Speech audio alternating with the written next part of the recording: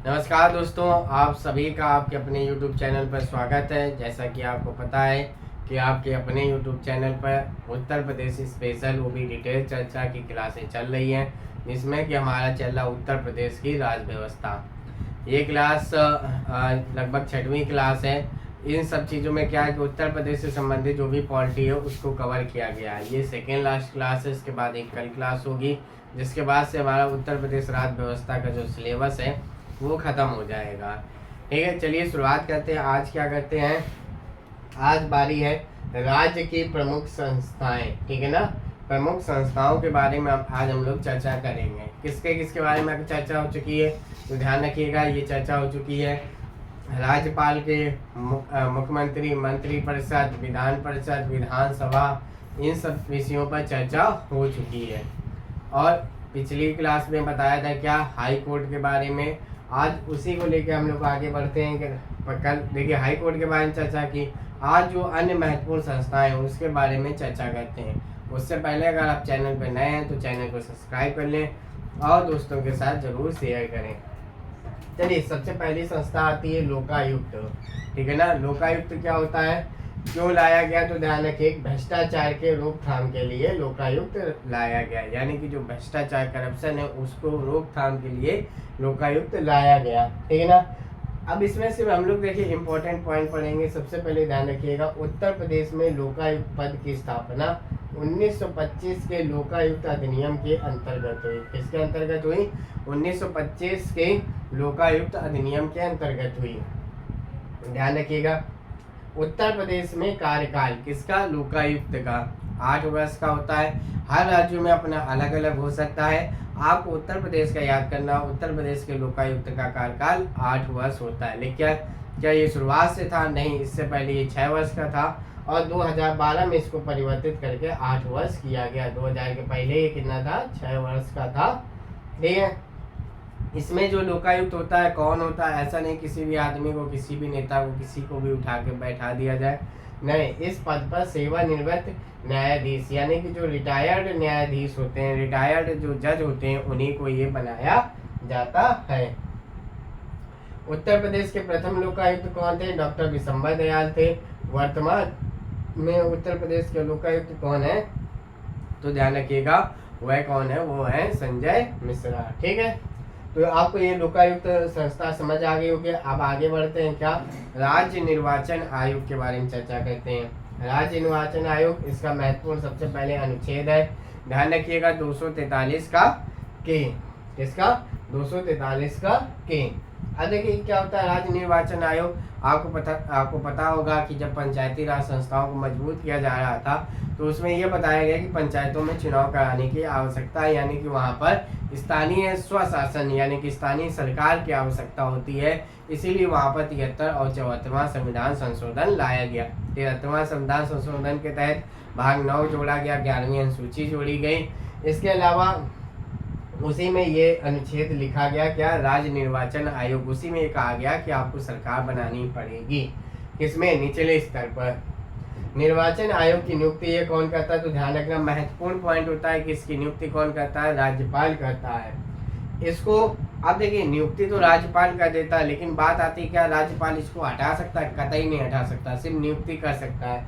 इसको हटाने के लिए कैसे होती है? जो न्यायाधीशों की प्रक्रिया होती है उसी तरीके से इसको हटाया जाता है। अब न्यायाधीश को हटाने की प्रक्रिया कैसे होती है वो आप मेरा दिल्ली हाई कोर्ट कह रहे, जो इलाहाबाद हाई कोर्ट की जो क्लास है इससे पहले की, उसको आप जरूर जाके देखो। उसमें मैंने बताया है कि किस तरीके से न्यायाधीशों को हटाने की प्रक्रिया होती है। तो आप समझ गए कि इसकी नियुक्ति जो होती है वो राज्य निर्वाचन आयोग कहता है, जो इसकी नियुक्ति होती है वो राज्यपाल करता है, लेकिन इसको हटा नहीं सकता राज्यपाल। ये आप चीज़ें ध्यान रखिएगा। सबसे महत्वपूर्ण होता है इसका कार्य। राज्य निर्वाचन आयोग का बहुत बार पूछा जाता है कार्य। देखिए, एक राज्य निर्वाचन आयोग होता है, एक होता है भारत निर्वाचन आयोग। कौन होता है? ध्यान रखिएगा, एक होता है भारत निर्वाचन आयोग और एक होता है राज्य निर्वाचन आयोग। दोनों चीज़ें अलग अलग चीज़ें, भारत के लिए, राज्य के लिए। तो ध्यान रखिएगा, सबसे पहले राज्य निर्वाचन आयोग क्या करता है तो राज्य निर्वाचन आयोग पंचायतों के सभी स्तरों के चुनाव हेतु मतदाता सूची को तैयार करता है। किसको तैयार करता है? मतदाता सूची को तैयार करता है। किसके लिए?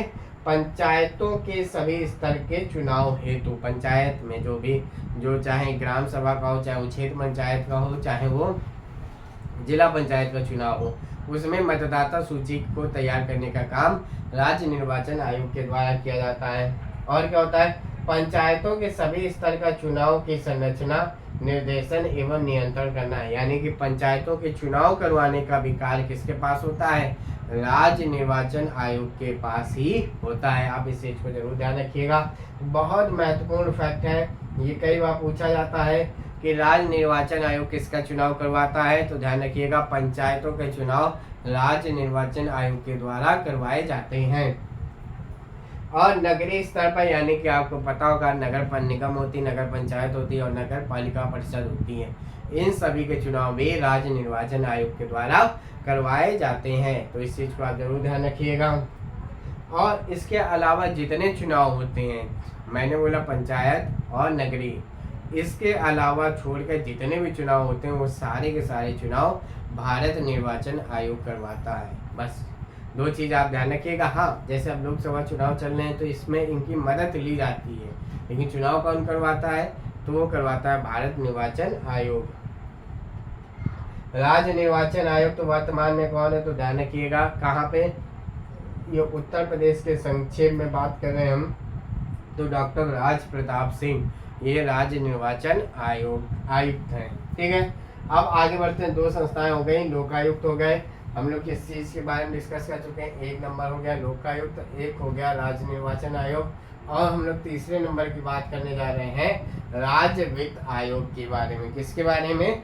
राज्य वित्त आयोग के बारे में। ठीक है, ये कैसे काम करता है, तो इस चीज़ को चलिए आगे बढ़ते हैं। सबसे पहले आपको दो अनुच्छेद याद रखने हैं। कौन कौन से? एक 243 आई और एक 243 वाई। आई मीन्स ऐसे ध्यान रखना कि राज्य वित्त आयोग है, वित्त माने इनकम, तो यानी कि 243 आई इनकम। ठीक है, 243 वाई ये होता है। अब देखिए होता क्या, 243 आई ये पंचायत के लिए संबंधित है। किससे संबंधित है? पंचायत के लिए। जब आपको पता 73वां और 74वां संविधान संशोधन किया गया था पंचायतों को सशक्त बनाने के लिए, तो उसी में 73वें संविधान संशोधन के तहत जो अनुच्छेद जोड़ा गया था उसमें 243 आई पंचायत राज्य वित्त आयोग का है और 243 वाई पंचायत नगरीय राज्य वित्त आयोग का है। ठीक है, दोनों आप अनुच्छेद याद रखिएगा। अब बात कर लेते हैं इसके उत्तर प्रदेश के परिप्रेक्ष्य में ये क्या होता है, तो ध्यान रखिएगा उत्तर प्रदेश पंचायती राज अधिनियम 1997। ठीक है ना, सबसे पहले क्या याद रखना है? उत्तर प्रदेश पंचायती राज अधिनियम 1997 की धारा 32 के का के तहत। देखिए सबसे पहले ये कब हुआ? 1993 में हुआ। इसके बाद क्या हुआ? राज्यों के लिए शुरुआत हुई किसका? राज्य वित्त आयोग के गठन की। तो इन्होंने उत्तर प्रदेश पंचायती राज अधिनियम 1997 में बनाई। इसकी धारा कौन सी? 32 की का के तहत राज्यपाल प्रत्येक 5 वर्ष पर राज्य वित्त आयोग की नियुक्ति करता है। कौन करता है नियुक्ति? तो ध्यान रखिएगा राज्यपाल 5 वर्ष के अंतराल में राज्य वित्त आयोग की नियुक्ति करता है। प्रथम राज्य वित्त आयोग कब हुआ? तो ध्यान रखना प्रथम वित्त आयोग 1994 में गठित हुआ था। ठीक है ना, राज्य कब गठित हुआ? ध्यान रखना 1994 में। इसके अलावा राज्य वित्त आयोग की संरचना एवं सदस्यों की योग्यताएं राज्य विधानमंडल द्वारा की जाती हैं। बहुत इंपॉर्टेंट फैक्ट है, आप ध्यान रखिएगा कि जैसे कौन अध्यक्ष होगा, कौन इसका सदस्य होगा, तो उस चीज को आप ध्यान रखिएगा। क्या जो इनकी जो योग्यताएं हैं वो किसके द्वारा तय की जाती हैं?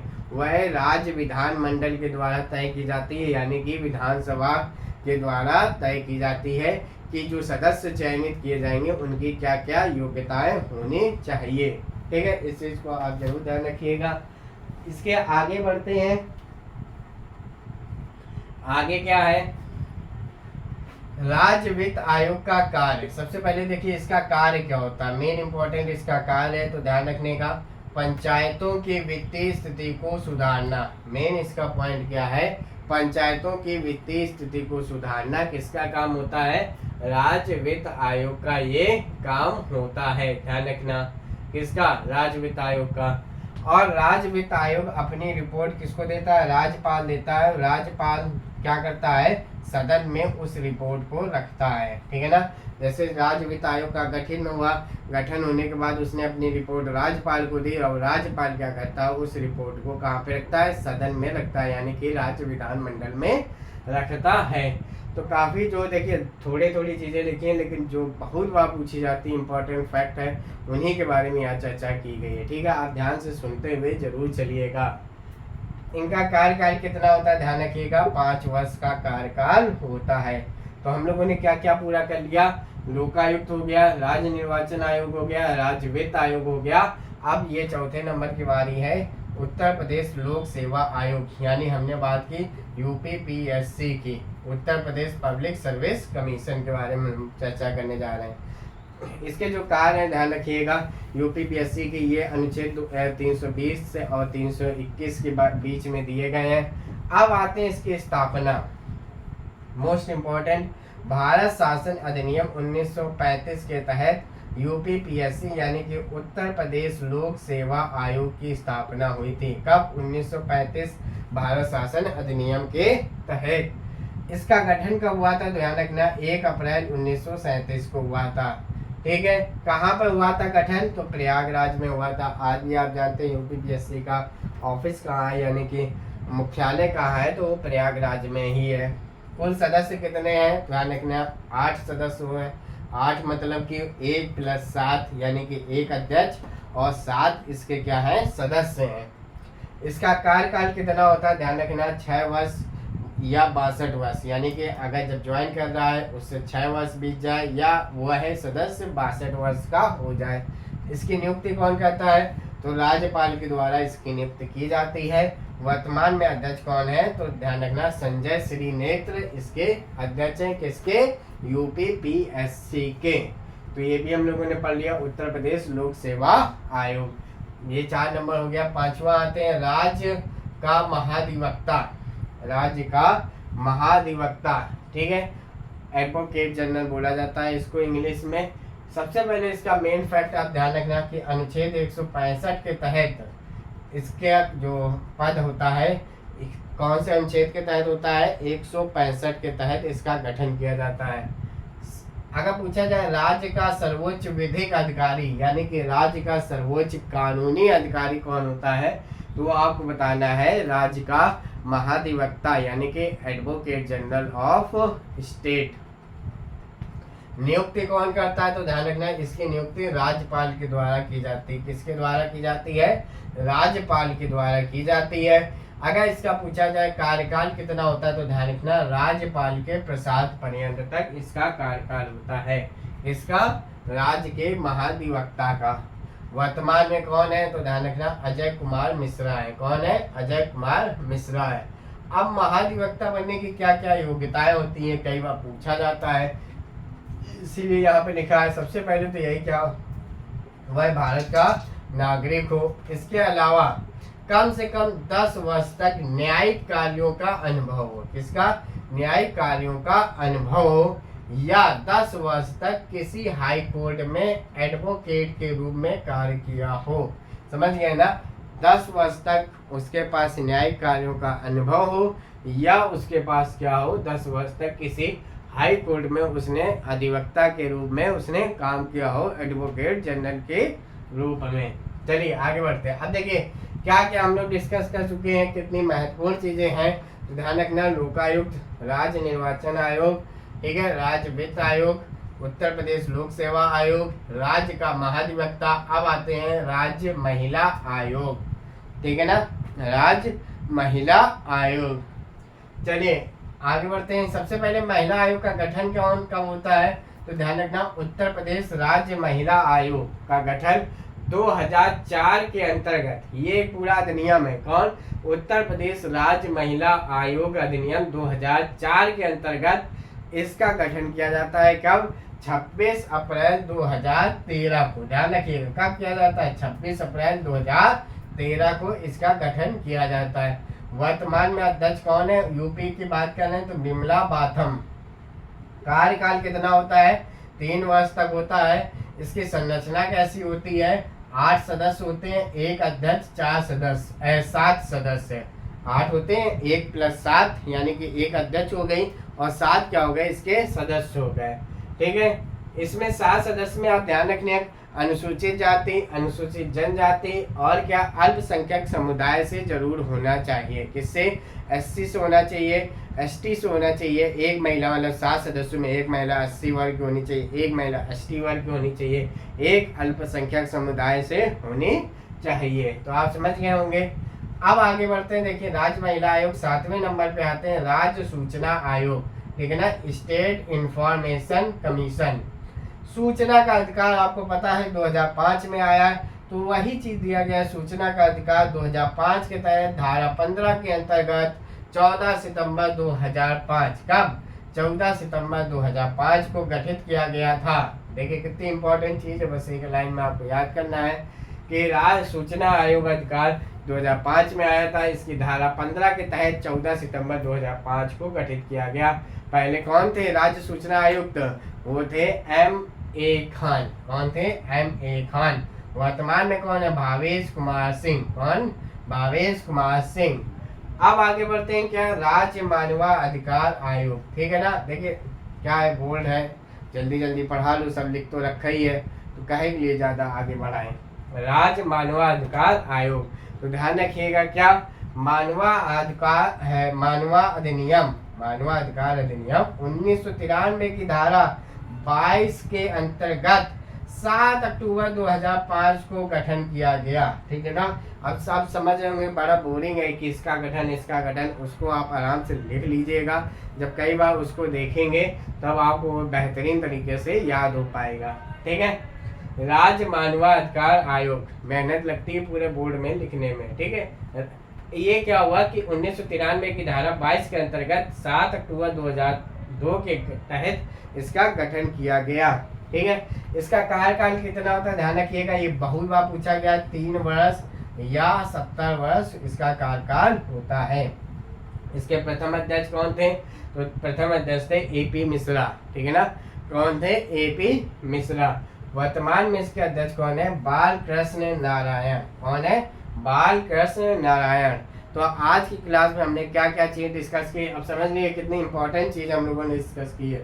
सबसे पहले हम लोगों ने डिस्कस किया लोकायुक्त के बारे में, पूरे जितना एग्जाम के लिए महत्वपूर्ण है उतनी चर्चा करी।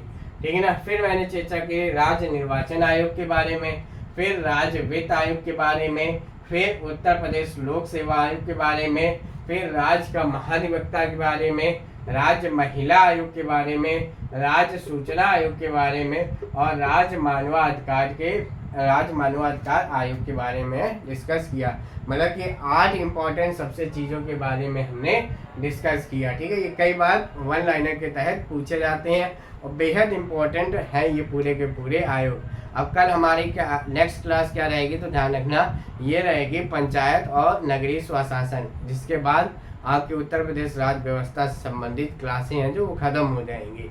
ठीक है, आज की क्लास आपको कैसी लगी आप जरूर बताइएगा। इसके अलावा आप हमारे साथ टेलीग्राम और व्हाट्सएप पे भी जुड़ सकते हैं। अगर एक क्लास अच्छी लगी तो अपने दोस्तों के साथ शेयर करें एवं लाइक करें। धन्यवाद।